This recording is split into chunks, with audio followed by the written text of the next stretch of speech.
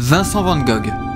Un nom qui évoque passion, génie et tragédie. Mais au-delà des mythes, qui était vraiment cet homme qui a révolutionné l'art moderne? Plongeons dans la vie extraordinaire de l'un des peintres les plus influents de l'histoire. Né le 30 mars 1853 à Zundert aux Pays-Bas, Vincent Willem van Gogh grandit dans une famille de classe moyenne. Son père, Theodorus van Gogh, est pasteur de l'église réformée néerlandaise et sa mère, Anna Cornelia Carbentus, est fille d'un relieur de livres. Vincent est l'aîné des 6 enfants. Un an, jour pour jour, avant sa naissance, ses parents avaient eu un premier fils mort-né, également prénommé Vincent. Cette coïncidence marquera profondément le jeune Vincent. Mon nom était sur la pierre et j'étais censé être mort. À l'école, Vincent se montre un élève solitaire mais brillant. Il excelle en langue, maîtrisant le français, l'anglais et l'allemand en plus de sa langue maternelle, le néerlandais. À 16 ans, Vincent entre comme apprenti chez Goupil et compagnie, une importante maison de commerce d'art. Il travaille successivement à La Haye, Londres et Paris.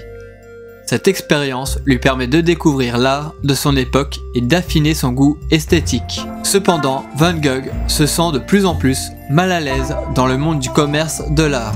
Il développe un intérêt croissant pour la religion et envisage de devenir pasteur comme son père. Je veux apporter de la consolation aux gens. En 1879, Van Gogh devient prédicateur laïque dans le Borinage, une région mineure pauvre de Belgique. Il vit dans des conditions spartiates, donnant ses biens aux mineurs et prêchant avec ferveur. C'est durant cette période que Van Gogh commence à dessiner sérieusement, croquant la vie difficile des mineurs. Ses premières œuvres, sombres et réalistes, reflètent sa profonde empathie pour les démunis. À 27 ans, Van Gogh décide de se consacrer entièrement à l'art. Il étudie brièvement à l'Académie royale des beaux-arts de Bruxelles, mais préfère apprendre par lui-même. Je veux toucher les gens avec mon art. Je veux dire quelque chose qui soit réconfortant comme une musique. Ses premières peintures, comme Les mangeurs de pommes de terre, sont caractérisées par des tons sombres et une représentation réaliste de la vie paysanne. En 1886, Van Gogh rejoint son frère Théo à Paris. Cette période marque un tournant dans son art. Il découvre les impressionnistes et les peintres japonais qui influenceront profondément son style. À Paris, sa palette s'éclaircit considérablement. Il expérimente avec la couleur et la technique du pointillisme. C'est aussi à cette époque qu'il peint ses célèbres autoportraits. En février 1888, Van Gogh s'installe à Arles, dans le sud de la France. Fasciné par la lumière et les couleurs du midi, il entre dans une période de créativité intense. C'est à Arles qu'il peint certaines de ses œuvres les plus célèbres, comme La chambre à coucher, Le café de nuit et la série des tournesols. Je rêve d'un atelier d'artiste du midi. En octobre 1888, Paul Gauguin rejoint Van Gogh à Arles. Leur cohabitation, bien que fructueuse artistiquement, est marquée par des tensions croissantes. Le 23 décembre 1888, après une violente dispute avec Gauguin, Van Gogh se mutile l'oreille gauche. Cet épisode marque le début d'une série de crises de santé mentale.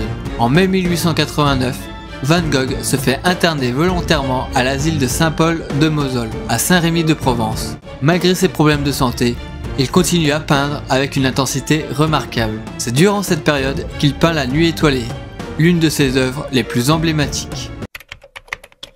En mai 1890, Van Gogh quitte l'asile et s'installe à Auvers-sur-Oise, près de Paris, sous la supervision du docteur Gachet. Ces derniers mois sont incroyablement productifs.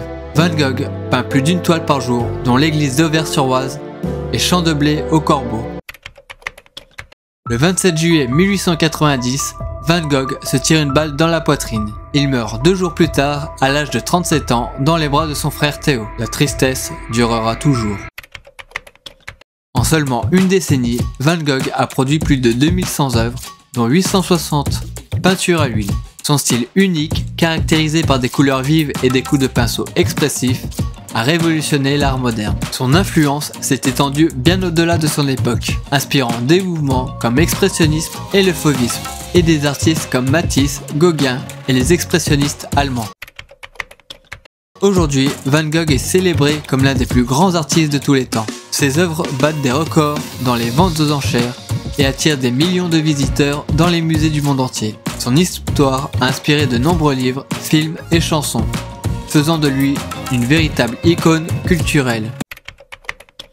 Vincent Van Gogh, incompris de son vivant, est aujourd'hui célébré comme un génie visionnaire. Son histoire nous rappelle la puissance transformatrice de l'art et l'importance de persévérer malgré les difficultés. Plus qu'un peintre, Van Gogh reste un symbole de passion, de créativité et de résilience qui continue d'inspirer des générations d'artistes et d'amateurs d'art à travers le monde.